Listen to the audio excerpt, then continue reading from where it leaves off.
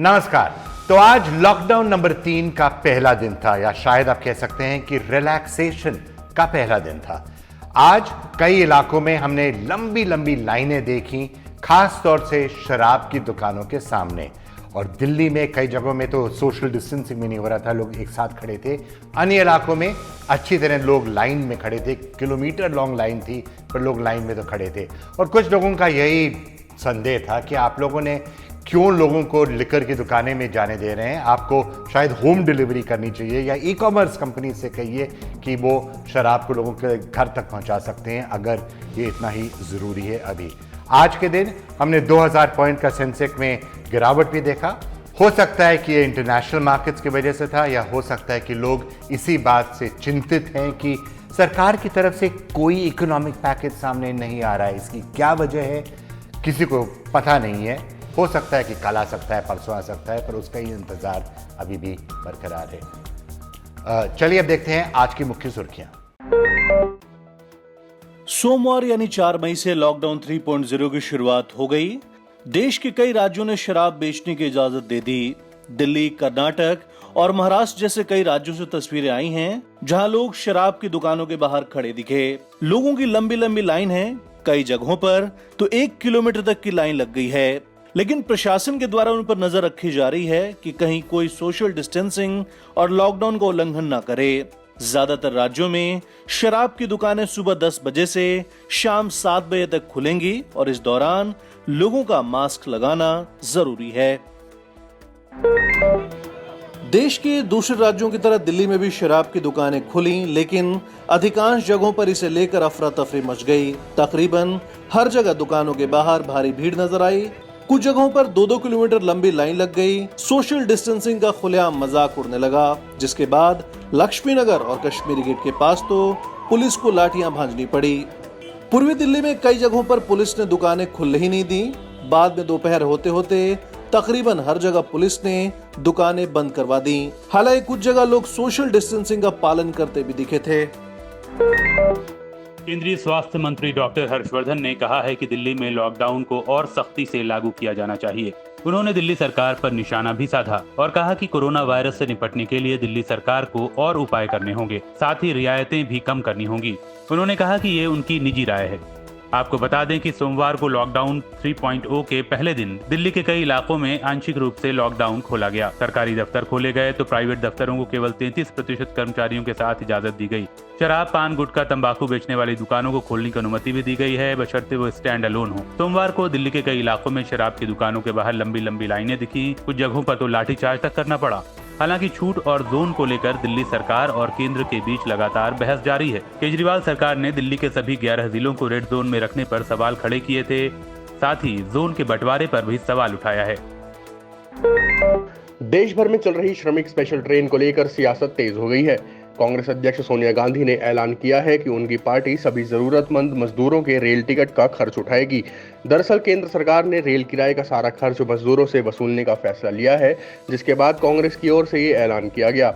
इस संबंध में सोमवार सुबह कांग्रेस की कार्यकारी अध्यक्ष ने बयान जारी किया है, जिसमें उन्होंने कहा कि साल 1947 के बाद देश ने पहली बार इस तरह का मंजर देखा, जब लाखों मजदूर पैदल ही हजारों किलोमीटर चलकर जा रहे हैं। सोनिया ने पूछा है कि जब हम लोग विदेश में फंसे भारतीयों को बिना किसी खर्च के वापस ला सकते हैं, गुजरात में एक कार्यक्रम में सरकारी खजाने से 100 करोड़ रुपए खर्च कर सकते हैं, और तो और अगर रेल मंत्रालय प्रधानमंत्री राहत कोष में 151 करोड़ रुपया दे सकता है, तो फिर मुश्किल वक्त में मजदूरों के किराए का खर्च क्यों नहीं उठा सकता है। देश में जारी लॉकडाउन की वजह से अलग अलग राज्यों में फंसे प्रवासी मजदूरों को उनके घर पहुंचाने के लिए ट्रेनें तो चली, लेकिन इनसे घर पहुंचाए जा रहे मजदूरों के किराए के सवाल पर बवाल मचा है। कांग्रेस अध्यक्ष सोनिया गांधी ने मजदूरों के किराए का पूरा खर्च उठाने की बात कह दी, तो तेजस्वी ने भी खर्चा उठाने का प्रपोजल दे दिया। वहीं सभी विपक्षी दलों ने मजदूरों से किराया लेने के मुद्दे पर केंद्र सरकार को जमकर घेरा। अब भाजपा ने इसके जवाब में कहा है कि मजदूरों को उनके घर ले जाने वाली ट्रेनों का 85% खर्च रेलवे उठा रहा है। भाजपा ने कहा कि इस मामले में संबंधित राज्यों से बाकी 15% खर्च उठाने को कहा गया है, ताकि मजदूरों से कोई पैसा न लेना पड़े। इस बीच रेलवे की वो चिट्ठी भी सामने आ गई है, जिसमें राज्य सरकारों से कहा गया है कि वो श्रमिक ट्रेनों में सफर करने वाले यात्रियों को टिकट देकर उनसे पैसा लें और ये पैसा रेलवे को दें। प्रवासी मजदूरों से किराया वसूलने के मामले में सोनिया गांधी के बाद अब आरजेडी नेता तेजस्वी यादव ने भी कहा है कि उनकी पार्टी 50 ट्रेनों का किराया देगी। तेजस्वी ने मोदी सरकार और नीतीश सरकार दोनों पर मजदूरों से किराया वसूलने के मामले पर निशाना साधा और कहा कि इस संकट की घड़ी में जो गरीब मजदूर खुद ही आर्थिक संकट से जूझ रहे हैं, ऐसे में उनसे किराया लेना गलत है। तेजस्वी बोले, हम गरीब बिहारी मजदूर भाइयों की तरफ से इन 50 रेलगाड़ियों का किराया असमर्थ बिहार सरकार को देंगे। सरकार अगले 5 दिनों में ट्रेनों का बंदोबस्त करे। पार्टी इसका किराया तुरंत सरकार के खाते में ट्रांसफर करेगी। देश भर में मजदूरों से ट्रेन किराया लेने के मुद्दे पर छिड़े घमासान के बीच बिहार के मुख्यमंत्री नीतीश कुमार सामने आए हैं। उन्होंने कहा कि बाहर से आने वाले छात्रों और मजदूरों का किराया बिहार सरकार वहन करेगी। सीएम ने कहा कि हम केंद्र सरकार को भी धन्यवाद देते हैं कि जिन्होंने हमारा सुझाव माना। हमने पहले ही कहा था कि ट्रेन से ही आने पर बाहर से फंसे लोगों की समस्या का समाधान हो सकता है। अपने वीडियो संदेश में उन्होंने कहा कि जब मजदूर या बाहर से आए लोग 21 दिन बाद क्वारंटीन सेंटर से निकलेंगे तो खर्च के अलावा उन्हें 500 रुपए भी दिए जाएंगे। उन्होंने बताया कि बिहार सरकार पहले ही ऐसे 19 लाख लोगों के खाते में 1000 रुपए डाल चुकी है। नीतीश ने बताया कि जो भी लोग बाहर से आएंगे उन्हें उनके प्रखंड मुख्यालय तक सरकार मुफ्त में पहुंचाएगी।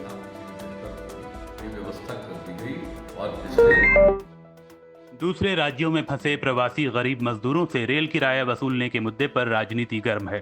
सोशल मीडिया पर भी काफी आलोचना हो रही है। विपक्ष केंद्र सरकार पर गरीबों से भेदभाव करने का आरोप लगाकर हमलावर है। कांग्रेस और आरजेडी ने गरीब मजदूरों का किराया देने की बात भी कह दी है। इस बीच रेलवे की एक चिट्ठी सामने आई है।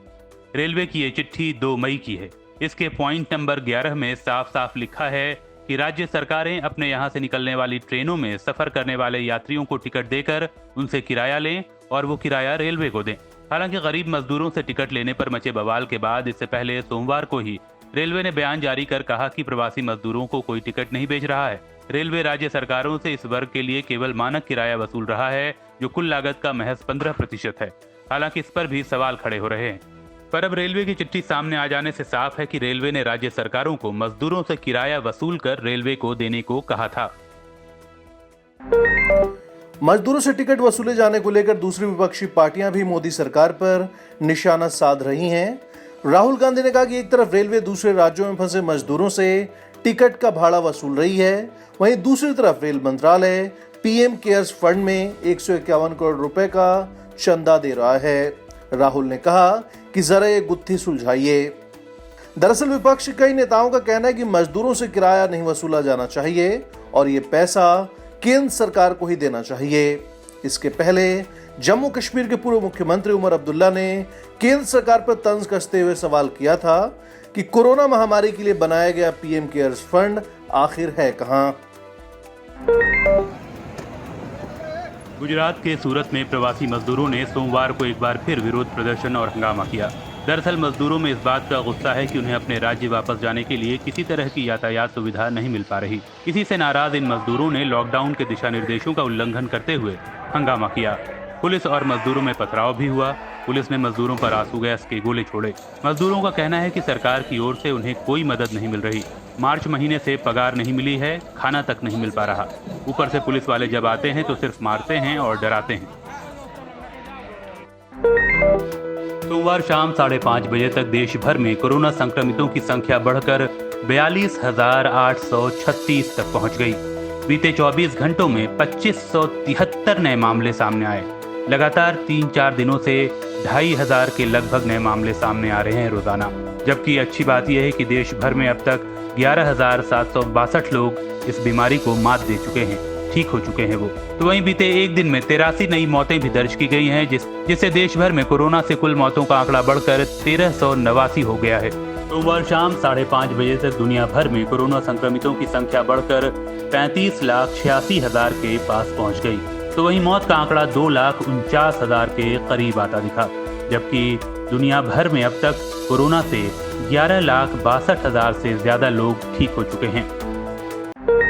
सोमवार को कोरोना वायरस मामले पर अपनी प्रेस कॉन्फ्रेंस में केंद्रीय स्वास्थ्य मंत्रालय ने कहा कि देश में कोरोना से अब तक 11,700 से ज्यादा मरीज ठीक हो चुके हैं और बीते 24 घंटों में 1,073 मरीज ठीक हुए हैं, जो कि एक रिकॉर्ड है। यही नहीं, मंत्रालय की ओर से लव अग्रवाल ने बताया कि अब कोरोना से रिकवरी रेट 27% से ज्यादा हो गई है। हालांकि अहम ये भी है कि बीते 3 दिनों से नए संक्रमण के मामले रोजाना 2500 के आसपास रह रहे हैं और नया रिकॉर्ड बन रहा है। आपको बता दें कि देश में कोरोना संक्रमितों की संख्या 42,500 के पार चली गई है, जबकि मौत का आंकड़ा 1400 के पास आ गया है। अब तक टोटल 11,706 लोग क्योर हो चुके हैं और अगर हम पिछले 24 घंटे में देखें तो 1,074 people have been cured. It is such a positive news that this is the highest number in terms of cured patient noted till date. और इसके साथ ही हमारा रिकवरी रेट अब देखें तो है बढ़कर 27.52% हो चुका है। सोमवार यानी 4 मई से कोरोना वायरस के खिलाफ लॉकडाउन 3.0 शुरू हो चुका है।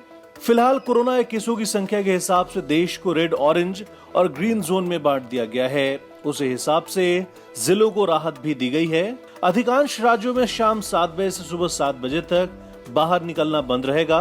अब हम आपको बता दें किस राज्य में क्या खुलेगा, क्या बंद रहेगा। उत्तर प्रदेश, ग्रीन जोन जिलों में बसों का संचालन होगा। टैक्सी सिर्फ 2 सवारियों को बिठाकर चल सकती हैं। एहतियात के साथ औद्योगिक गतिविधियां शुरू हो गई हैं। सुबह 10 बजे से शाम 7 बजे तक शराब की दुकानें खुलेंगी। दिल्ली, सभी सरकारी दफ्तर खुलेंगे। अहम दफ्तरों में 100% लोग आएंगे। प्राइवेट ऑफिस में भी 33% स्टाफ आएगा। स्टेशनरी, शराब, सभी तरह के स्टैंड अलोन शॉप खुलेंगी।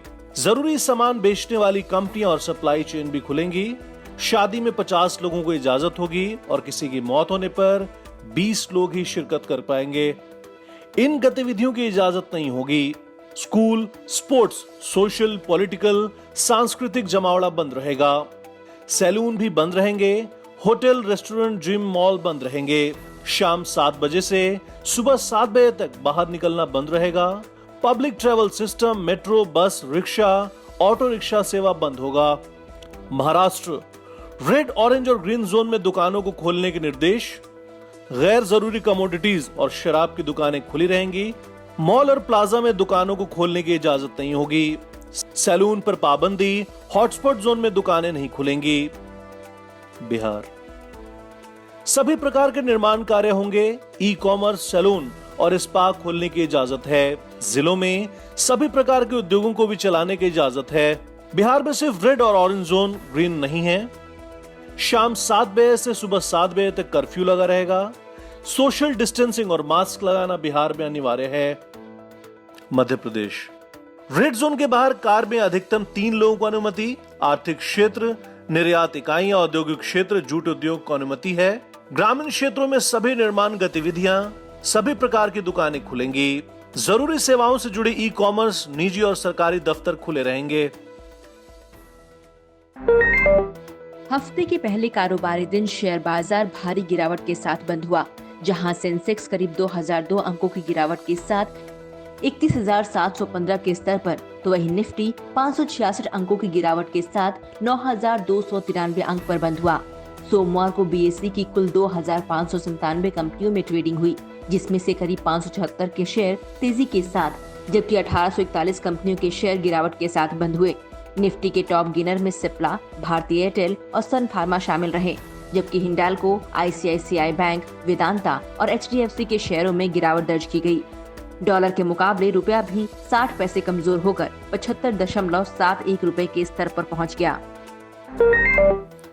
कोरोना महामारी की शुरुआत से अब तक रूस में कोविड-19 कंट्रोल में बताया जा रहा था, लेकिन रविवार को अचानक यहां कोरोना विस्फोट जैसा हो गया। रविवार को रूस में 10,633 कोरोना पॉजिटिव मरीज आए। रूस में पहली बार एक दिन में कोरोना मरीजों की संख्या 5 अंकों में बढ़ी है। नए मामलों में आधे से अधिक राजधानी मॉस्को से हैं, जिससे चिंता बढ़ गई कि कहीं मॉस्को की चिकित्सा सुविधा धराशायी न हो जाए। रूस के आधिकारिक आंकड़े बताते हैं कि अब यहाँ कोरोना मरीजों की संख्या 1,34,000 को पार कर चुकी है, जबकि इस बीमारी से अब तक यहाँ करीब 1500 लोगों की मौत हो चुकी है। राजधानी मॉस्को में आलम यह है कि अस्पतालों में मरीजों को रखने की जगह नहीं बची, लिहाजा मॉल्स और स्पोर्ट्स कॉम्प्लेक्स में अस्थायी अस्पताल बनाए जा रहे हैं। बॉलीवुड से लेकर हॉलीवुड तक के सितारे 3 मई को एक मंच पर नजर आए। कोरोना राहत के लिए फंड जुटाने के मकसद से 80 से ज्यादा सेलेब्स ने आई फॉर इंडिया नाम के कॉन्सर्ट में हिस्सा लिया। इसी क्रम में अमिताभ बच्चन और मीरा नायर ने ऋषि कपूर और इरफान को श्रद्धांजलि दी। आलिया भट्ट ने फिल्म उड़ता पंजाब का गाना गाया, वरुण धवन ने डांस किया तो निक जोनस अपना गीत जेलस गाते नजर आए। लेकिन सभी का मन शाहरुख खान और उनके बेटे अबराम के गाने सब सही हो जा की तरफ आकर्षित हुआ, जिसे बादशाह ने तैयार किया था। सब सही हो जाएगा।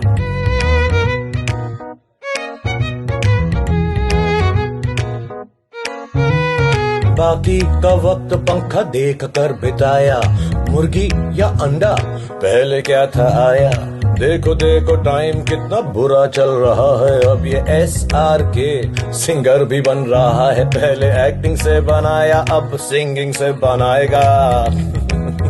भाई लॉकडाउन ये दिन भी दिखाएगा।